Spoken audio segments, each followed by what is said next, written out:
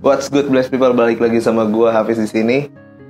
Sekarang gua memenuhi permintaan kalian untuk ngebahas tentang gangster lagi. Emang pada suka kriminal anjing. Gila.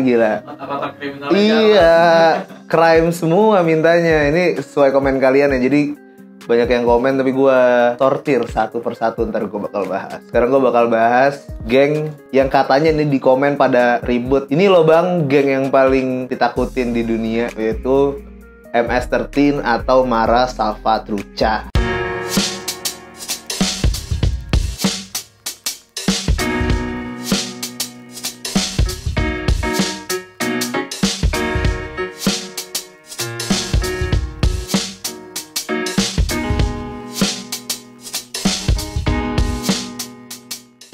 Ini apa sih sebenarnya Mara Salvatrucha 13 atau MS-13 yang biasa kita dengar atau lu pada dengar. Jadi geng ini dibentuk di sebuah distrik yang isinya mayoritas orang Hispanik. Hispanik itu apa ya? Orang Latin kali ya? Distrik ini ada di Los Angeles dan didirikan pada tahun 1980-an. Para pendirinya pun adalah warga negara yang menyelamatkan diri dari perang sipil di El Salvador gitu. Nah, data yang dilansir dari Migration Policy Migration Policy Institute menyebutkan sepanjang periode 1980 sampai 1990 itu gelombang imigran Salvadorian ke Amerika Serikat mencapai angka 94.000 sampai 465.000 orang. Jadi lu bayangin tuh, banyak banget imigran dari El Salvador ke Amerika Serikat pada tahun itu. Nah, angka ini terus bertambah hingga 2008, terdapat 1,1 juta orang dan menjadikan mereka kelompok imigran terbesar ke-6 setelah Meksiko, Filipina, India, China, dan Vietnam yang di Amerika Serikat. Jadi MS-13 ini adalah singkatan dari yang tadi gue bilang, Mara Salvatrucha. Nama tersebut merupakan kombinasi dari kalimat kata Mara yang berarti geng, Salva yang berarti dari Salvador sendiri itu tadi, dan Trucha yang kira-kira bisa diartikan sebagai terlatih di jalan lah, istilahnya begitu. Sementara angka 13 mewakili posisi M di urutan abjad ke-13. Jadi jadilah MS-13 tadi. Nah, ketika berdiri MS-13 tidak ada apa-apanya dibanding geng-geng yang lain nih, terutama di Meksiko yang telah jauh lebih terorganisir. Nah, hal ini membuat si MS-13 ini menjadi salah satu geng buruan. Jadi karena kurangnya terorganisir, menurut laporan FBI pada tahun 2018 menyebutkan bahwa MS-13 sudah memiliki anggota sekitar 50.000 orang. Jadi sama Crips sama Bloods hampir sama nih anggotanya. Nah, mayoritas dari mereka berada di Amerika Tengah dan tersebar ke 42 negara bagian Amerika Serikat. Di Amerika Serikat sendiri, MS-13 juga bertikai dengan geng-geng rivalnya seperti 18th Street Gang, Bloods, Crips, dan juga Latin Kings. Identified members of the notorious 18th Street Gang will not be allowed to appear together in public, even to stand together in their own front yards. The city is targeting the 18th Street Gang because it is one of the nation's largest and fastest growing gangs. Nah, tapi mereka juga menjalin kerjasama dengan beberapa kartel kelas kakap juga, seperti Sinaloa Kartel kayak punyanya El Chapo, terus ada Gulf Kartel, gue nggak tahu punya siapa, terus ada Los Zetas yang bakal gue bahas. Mungkin abis ini ya gue bahas Los Zetas kayak gimana. Terus ada juga yang menyebutkan bahwa MS-13 juga bekerja sama dengan Yakuza di Jepang. Jadi selain rivalnya, aliansinya juga gila-gila juga, buset deh. Nah, tapi awalnya geng ini bertujuan untuk melindungi imigran yang berasal dari El Salvador. Hombre, que sacan, nunca lo va a lograr, viejo maricón, es que sacan. Presidente está arriba de la verga, pues, ¿me entiendes? Maestro está verga, pues. Oleh baik sama kayak Crips and Bloods. Awalnya sih baik ya. Nah, yang dimulai lebih dahulu di Los Angeles, yang kemudian mulai mendominasi kaum Meksiko dan Afrikan Amerika. Geng ini hanya memperbolehkan orang yang berasal dari El Salvador untuk bergabung. Tapi kemudian seiring berjalannya waktu, mulai memperbolehkan penduduk Amerika Tengah untuk bergabung. Banyak anggota MS-13 yang berada di Los Angeles dideportasi karena mereka datang ke Amerika Serikat secara ilegal. Karena mereka datang ke Amerika Serikat bertujuan bertujuan untuk melakukan kejahatan sebagai non-warga negara Amerika Serikat. Nah, karena pemberlakuan deportasi ini, MS-13 merekrut lebih banyak orang di negara asalnya. Menurut Los Angeles Times, bahwa deportasi telah membantu penyebaran MS-13. Jadi deportasinya ini sendiri yang bikin makin luas ya anjing. Goblok. Dan menurut sebuah laporan di El Salvador, kira-kira 60% dari penjara narapidana diisi oleh anggota Mara Salvatrucha. Dan narapidana tersebut adalah anggota MS-13 yang dideportasi dari Amerika Serikat. Dalam beberapa tahun terakhir, geng ini berkembang ke Washington DC, khususnya di area Langley Park dan Tacoma Park, Washington, dekat perbatasan menjadi pusat aktivitas geng MS-13. Jadi deket bisa di Washington DC cuy. Saking melegendanya MS-13 ini sampai ada beberapa film, maupun itu film dokumenter atau film yang mengadopsi cerita tentang MS-13. Salah satunya adalah Hios de la Guerra yang dirilis pada tahun 2007. Terus ada Sin Nombre. Sin itu mungkin itu ya, dosa ya, Sin Nombre itu dirilis pada tahun 2009. Terus yang paling baru ada Widayang yang dirilis pada tahun 2019. Gue udah nonton sih yang Widayang, itu gila banget sih, gokil, main tembak aja nih. Nah, ada beberapa fakta yang menarik dan sekaligus mengerikan tentang MS-13 ya. Yang pertama, MS-13 sudah mempunyai kurang lebih dari 50.000 orang seperti yang tadi gue bilang.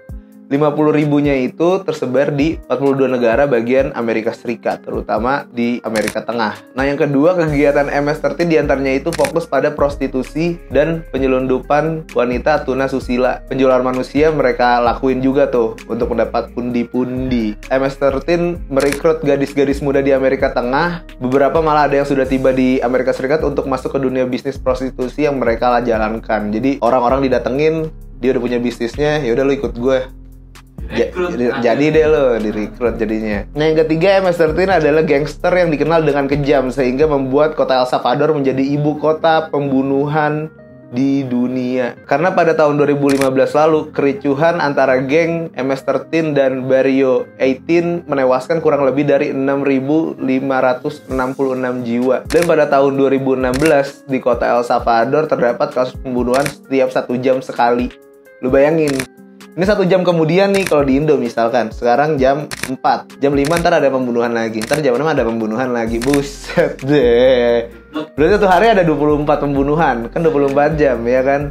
Nah, hal ini menjadikan kota El Salvador menjadi kota dengan tingkat pembunuhan tertinggi di luar negara yang sedang dilanda peperangan. Lu bayangin aja men, orang lagi perang aja kalah tuh sama El Salvador. Nah, fakta nomor 5, MS-13 punya koneksi dengan organisasi terorisme internasional. Katanya pada tahun 2014, pemimpin Al-Qaeda terlihat di Honduras dengan beberapa petinggi MS-13. Dan di tahun 2015 lalu, pemerintah El Salvador mengumumkan bahwa MS-13 adalah sebuah komunitas teroris. Fakta yang nomor 6 ini cukup gak kaget sih gue. Asik, bukan cukup kaget. Ritual saling pukul dan membunuh, ya udah pastilah kan, soalnya gangster paling berbahaya di dunia nih. Untuk menjadi anggota MS-13, calon anggota MS-13 harus membunuh anggota dari geng rivalnya. Nah, tapi bukan hanya ngebunuh aja nih. Jadi setelah lu selesai ngebunuh, ada proses selanjutnya, yaitu senior lu rapat nih, dia cocok apa enggak, atau ngebuat voting lah istilahnya. Nah, apabila hasil suara enggak cukup untuk setuju bahwa lu udah kerekrut di MS-13, jadi pembunuhan yang dilakukan tadi bakal sia-sia. Jadi lu percuma, lu udah ngebunuh ternyata nggak masuk, ya udah kelar. Atau enggak ikut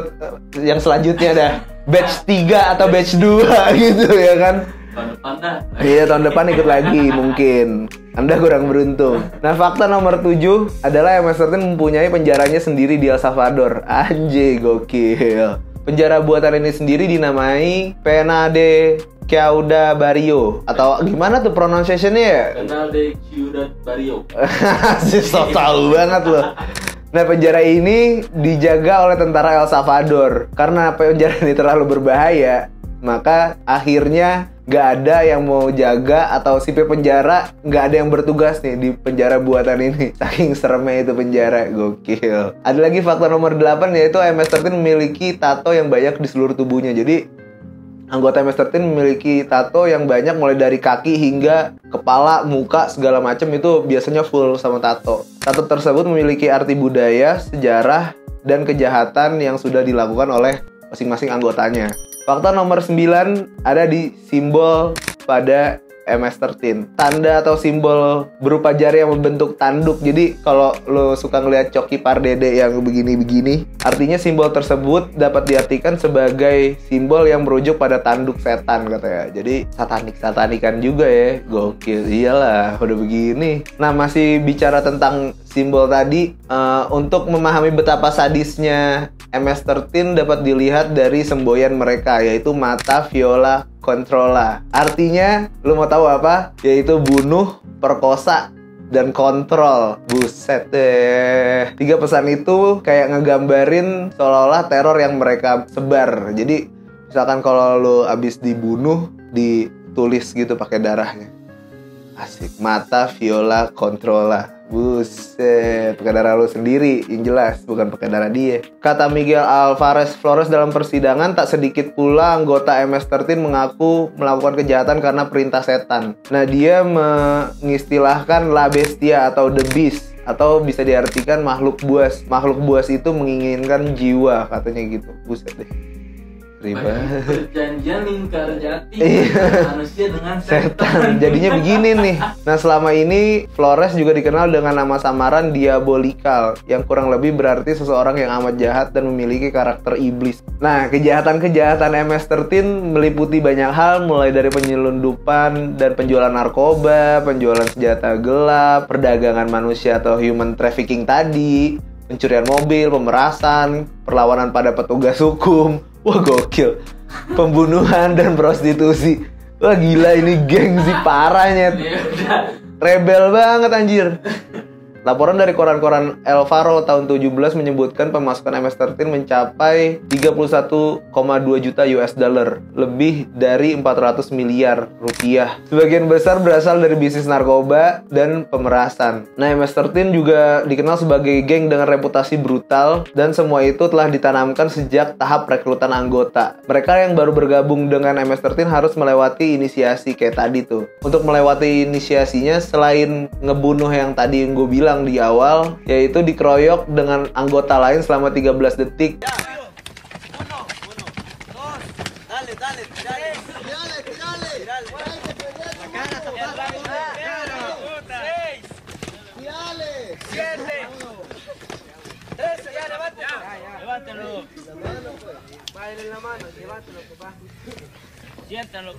Dan wajib melakukan berbagai macam-macam kejahatan seperti merampok, memerkosa, atau membunuh polisi.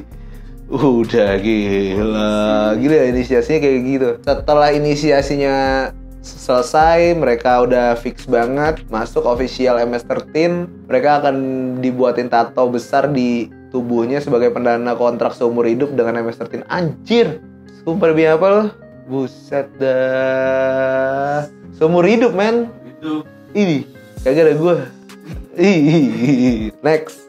Nah, ada beberapa kejahatan yang udah dilakukan sama MS-13 nih. Salah satunya pada tanggal 13 Juli 2003, ada seorang wanita berumur 17 tahun bernama Brenda Pess ditemukan ditikam di sungai Shenandoah di Virginia. Nah, si Pess ini dibunuh karena menginformasikan cara marah Salvatrucha atau MS-13 pada polisi. Jadi kayak ngadu gitulah. Kasus itu hanya terjadi beberapa minggu usai Brenda mengikuti program perlindungan saksi.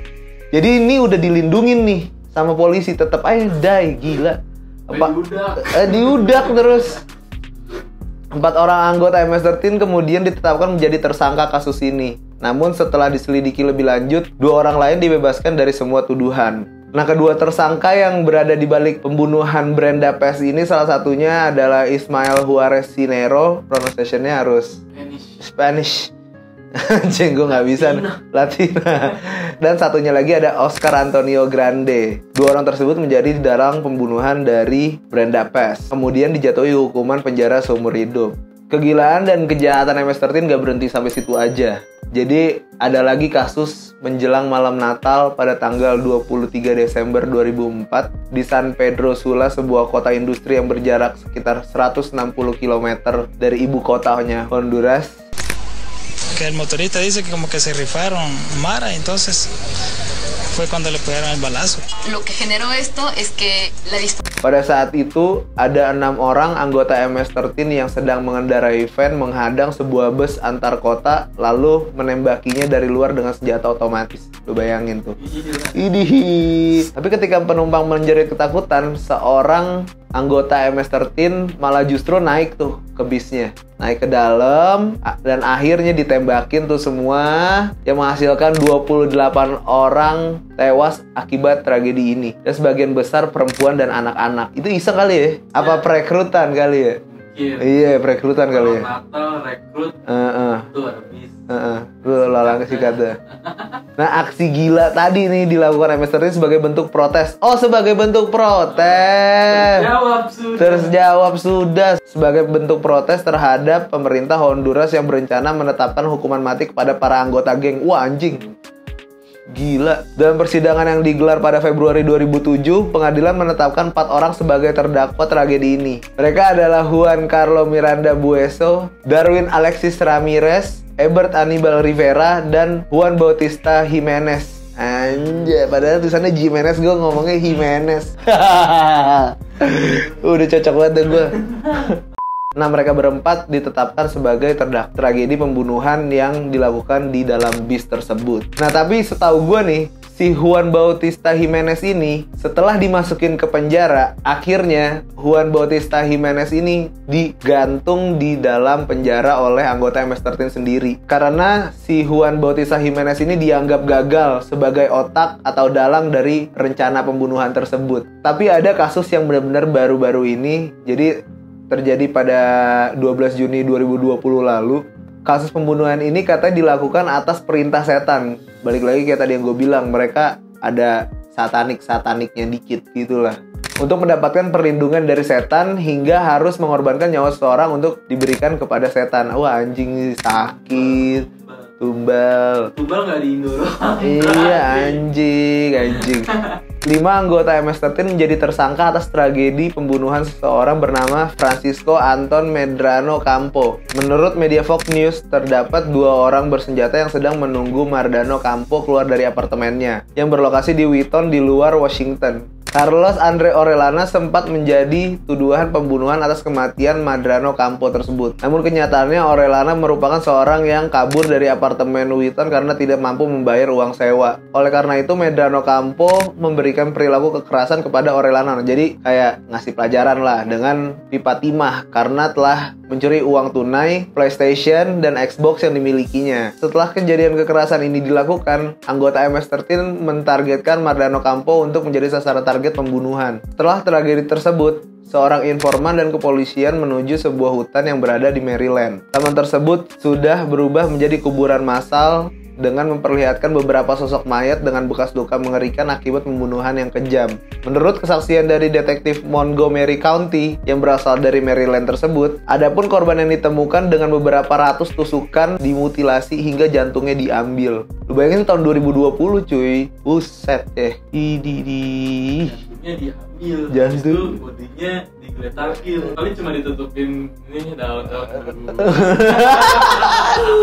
Gila nih viewers, gue suruh ngebahas kayak gini nih. Aduh. Tapi ada juga nih beberapa penangkapan dari leader atau ketua dari MS-13 tersebut yang menurut gue menarik untuk dibahas. Menurut BBC News, Kepolisian Nasional Guatemala berhasil menangkap salah satu pemimpin dari kelompok geng MS-13. Dia dicari karena dianggap bertanggung jawab atas peristiwa serangan bersenjata terhadap sebuah rumah sakit. Jadi rumah sakit aja lu diserang, anjir. Nama pemimpin MS-13 itu adalah Reyes. 3 tahun lalu Reyes didakwa membunuh dan ditahan di penjara dengan tingkat keamanan tertinggi. Dia diduga terlibat menghabisi 287 orang. Namun saat berobat dia berhasil kabur dan dibantu sejumlah orang menggunakan sepeda motor. Aparat meyakini kalau anggota kelompok itu hendak membebaskan salah satu seorang pemimpinnya yang sedang dirawat dan dikawal pasukan bersenjata. Jadi lu lagi dirawat, diinfus nih. Diinfus set. Anggota lu masuk semua tuh. Nah, satu lagi ada penangkapan dari salah satu pemimpinnya juga nih yang dijuluki El Porky.